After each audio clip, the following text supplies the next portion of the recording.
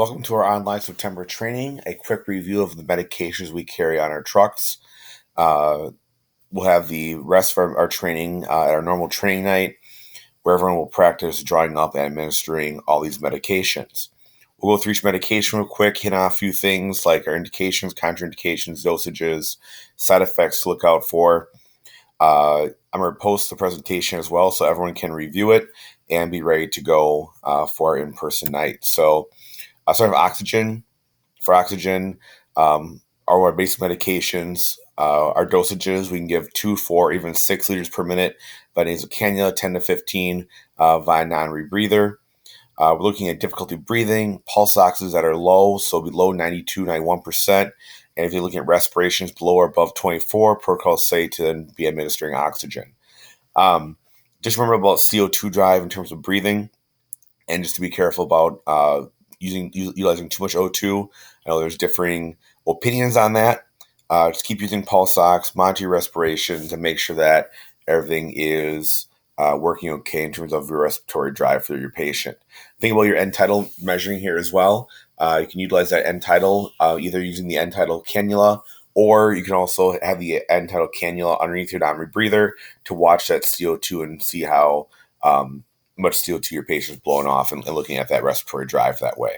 Albuterol, another medication we have in our respiratory kit, found in our yellow bag. This one's going to be for our asthma and difficulty breathing with wheezing present in our airways. So also looking at using this for COPD as well. We also could use this in addition to epinephrine in allergic reaction cases. Our dosage here is going to be our 2.5 milligrams and 2.5 cc's of fluid. We can give up to 3 of these per protocol on a transport. It's all inhaled, obviously through a nebulizer, either setting up with our T-shaped nebulizer here or cannibalizing this and making a non-rebreather into a nebulizer. Remember to pull off the little flaps on the non-rebreather if we were going to make that into a nebulizer. Do watch out for increased BP and tachycardia with this. There are a few contraindications, like a patient who already has tachycardia and allergy for this, or an MI, as the albuterol does increase that work of that heart a little bit, as also working as a bronchodilator.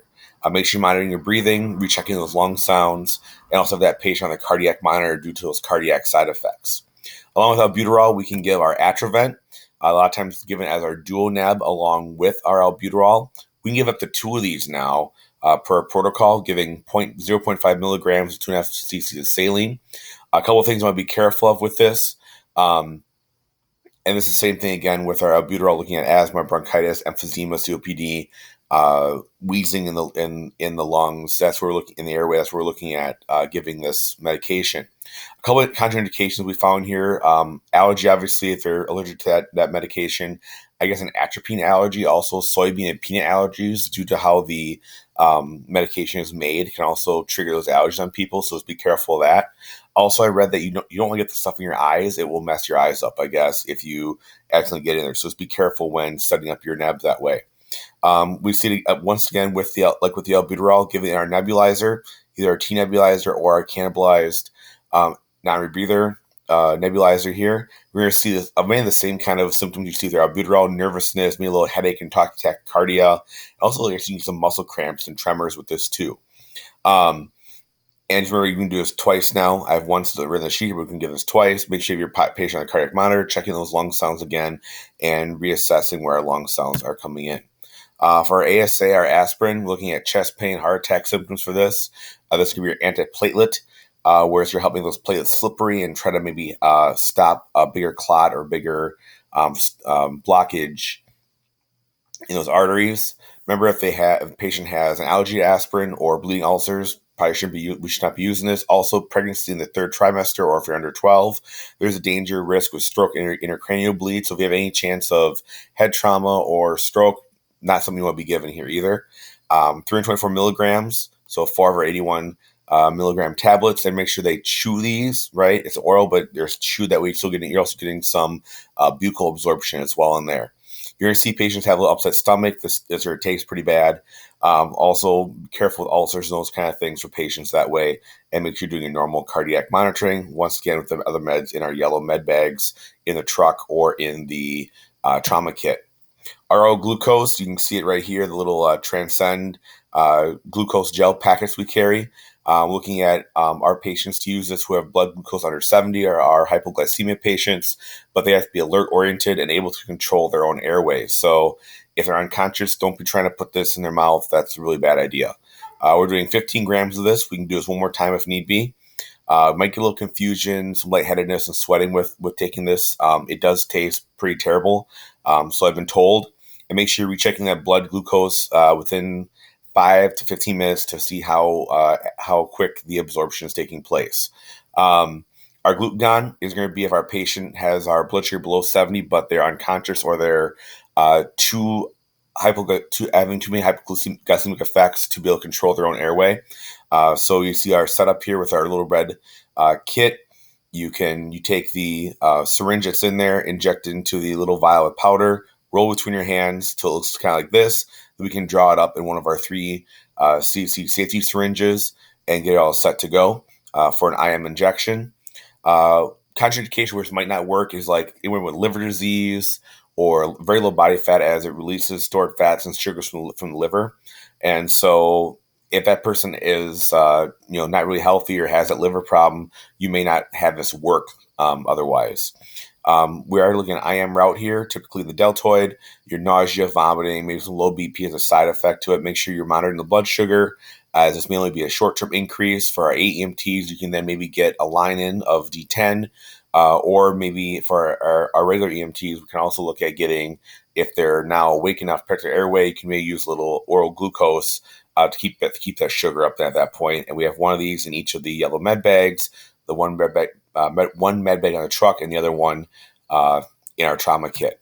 Our epinephrine, so we have our Epi or 1000, Epi for anaphylaxis, looking for signs, symptoms of facial swelling, throat swelling, tongue swelling, widespread hives, urticaria, wheezing, low blood pressure. We'll be looking at giving our Epi. We do the drop Epi again here at Sauk Prairie. So we have the little glass vials. You can see Dean holding in our picture here. You snap it off. Usually good thing to use a 4x4 or 2x2 to snap the little top off, and you draw us up with your 1 cc safety syringe. Our dosages, 0.3 milligrams for adults, 0.15 milligrams for our pediatrics. And now the protocol is slightly changed, so if the patient has a heart rate over 150, we can give a 0.15 milligram dose there. And per DNR protocols, the age restriction has been removed off of this. If you're unsure yet, always contact medical control and check it out. We have some contraindications here of hypertension, cardiac disease, those kind of things, due to the cardiac effect that the epinephrine will have. Route here is IM. Your best is your biggest muscle available. So lateral thigh is still a good bet here. Otherwise, after that, your deltoid is the next best one. You're going to see some tachycardia, some hypertension, anxiety, restlessness. Make sure you monitor breathing, cardiac monitor, and a 12 lead on this patient due to the epinephrine. It's going to be our bronchodilator, getting those bronchioles wide open, and also that vasoconstrictor to help bring that blood pressure back up. And that's where for our epinephrine to go here. We have 2 of these in each med bag, especially when we see bee season roll around. Here's our naloxone or Narcan for opioid overdose, looking for unknown responsive and looking at those pinpoint pupils to have that. This is our opioid antagonist. You can have an allergy to this, I guess, but it might be hard to know that if the patient is unconscious, obviously. Our dosage we're looking at here is going to be 2 milligrams, 1 per nair. You can also titrate this to effect via IV or with your nasal atomizer. Remember, you titrate to effect. You want to try and regain that respiratory drive, not always have everybody 1,000% awake.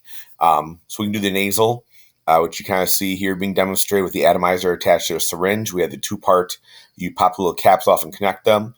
Do be careful, as the lines are kind of funny, and it might be hard to see where the lines are when you're getting the bubbles out of the syringe, setting up for an IV route. You're going to see the nausea, tachycardia, hypertension from here, even some vomiting, agitation for your patient as the opioid antagonist starts working. So make sure you have a cardiac monitor on that patient, monitor the breathe end tidal, and just watch that respiratory drive. Our nitroglycerin, so you see our nitroglycerin tablets here that we carry for our chest pain and flash pulmonary edema patients. So it's going to be our vasodilator to help squeeze those, to help make those, not to squeeze, but to increase those, the vasculature and try to kind of either relieve some of that pressure in the chest and get some of that fluid moving out. So looking at our indications here are those that chest pain, flash pulmonary edema, to bring that chest pain down. Our dangers here are going to be a BP below 100 systolic or use of ED drugs. That's going to make too much of a pressure drop. Also, if any patient has increased intracranial pressure and hypersensitivity, there might be some problems there. You also look for inferior STEMIs and elevation in 2, 3 AVF, V3, V4 can also cause some issues with that. So definitely be careful looking at your 12 lead prior to your administration of nitroglycerin. Have that IV established first for our AEMTs and for our basics. If you're assisting the patient with nitro, make sure you have that script. Make sure that the nitro that the patient has is current, not expired or old, so that it's actually going to have some effect on them. It might be best to use the Riggs nitro, but actually they have a script for it. We're looking at a 0.4 milligram being given sublingually underneath the tongue. And so we see some hypotension as a possible side effect here, as those vascular dilates up and can drop that blood pressure real quick. So they might have some weakness, nausea, that fuzzy kind of feeling in their head. Definitely check that BP and give a bolus if needed if we see that BP drop below 100 systolic. We have our two new pain meds, our acetaminophen and ibuprofen. We've kind of gone through this before already, but looking at what we have is for minor pain is for, so 0 to 4 on our pain scale. Make sure that your patient is able to protect their airway, swallow the pill or liquid, and don't have any allergies to that. With ibuprofen, GI bleed is also considered a contraindication. For acetaminophen, we're looking at 650 milligram adult dose or 15 megs per kilogram. Should be a K there for our pediatric patients. And then there's going to be either in a pill form or in a liquid for our pediatrics. So just make sure you are monitoring that pain and their vitals on both our patients. For ibuprofen, our maximum dosage is 400 milligrams in adults and 10 milligrams per kilogram in our pediatric patients. You might see some headache or nausea with this, or even a rash. Once again, we're making sure we're reassessing their pain and checking the vitals on our patients here. Our Ketorolac or Toradol, which we don't have in yet, is currently on back order at this point when this is being made. But it's going to look something like this here. This is going to be our container capsule we're using for the Ketorolac. This will be draw up from this. Our dosage per our Dane County protocols is 15 milligrams.